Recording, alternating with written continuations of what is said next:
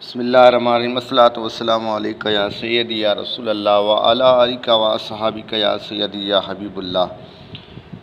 ایک دن مولانا روم کسی حوض کے کنارے بیٹھے ہوئے تھے، مطالعہ کر رہے تھے۔ اچانک ایک درویش شخص آیا اور مولانا روم رحمۃ اللہ علیہ کے قریب رکھی ہوئی کتابوں کے بارے میں پوچھنے لگا، یہ کہ کیا ہے؟ مولانا روم رحمۃ اللہ علیہ نے انتہائی بے رخی سے جواب دیا، یہ وہ ہے جسے تم نہیں جانتے۔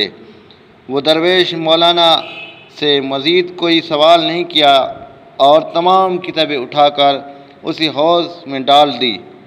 مولانا روم ایک غیر مہذب درویش کی اس حرکت کو برداشت نہ کر سکے اور سخت تیش کے عالم میں فرمانے لگے، اے جاہل شخص، تجھے خبر ہے کہ تو نے کیسی نادر و نایاب کتابیں تباہ کر ڈال دی؟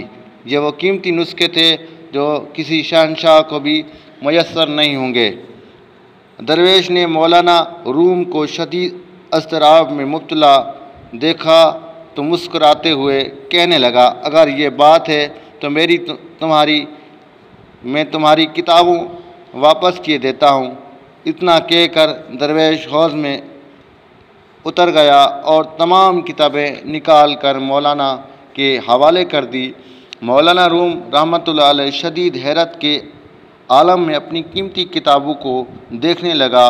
کسی کتاب کا ورق بھی پانی میں نہیں بھیگا تھا۔ یہ کیا ہے؟ مولانا روم رحمۃ اللہ علیہ نے اس درویش سے پوچھا۔ درویش نے ایک مخصوص تبسم کے ساتھ نہایت ہی شگفتہ لہجے میں جواب دیا، مولانا یہ وہ ہے جسے آپ نہیں جانتے۔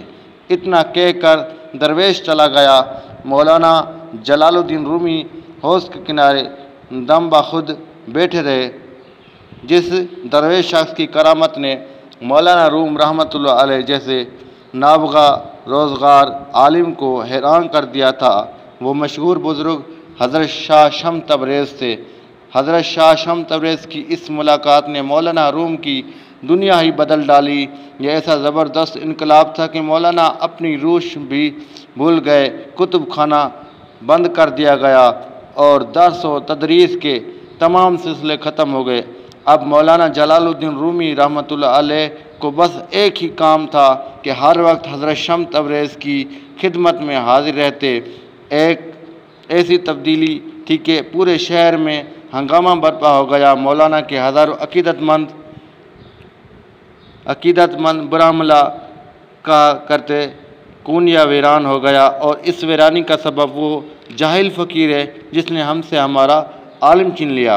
مولانا جلال الدین رومی کے بعض عقیدت مند اور شاگرد جوش و جذبات میں حد سے گزر گئے تو وہ حضرت شمس تبریز رحمۃ اللہ علیہ کے بارے میں گستاخانہ الفاظ استعمال کرتے تھے۔ کہاں آپ جیسا فاضل انسان اور کہاں وہ بے علم گوچہ گرد۔ مولانا جلال الدین رومی سب کچھ سنتے تھے مگر آپ پر کسی تنازانی کا اثر نہیں ہوتا۔ اگر کوئی عزیز یا دوست بہت زیادہ جرح کرتا تو بس اتنا کہہ کر خاموش ہو جاتے، تم کیا جانو کہ شاہ شمس تبریز کون ہے؟ یہ حضرت جلال الدین رومی اور شاہ شمس تبریز کا واقعہ آپ کو پسند آیا ہوگا۔ آپ میرے چینل کو سبسکرائب کیا کریں اور بیل کو دبایا کریں تاکہ میں آپ کے لیے ایسے پیارے ولیوں کی باتیں آپ کے لیے لاؤں۔ شکریہ، السلام علیکم۔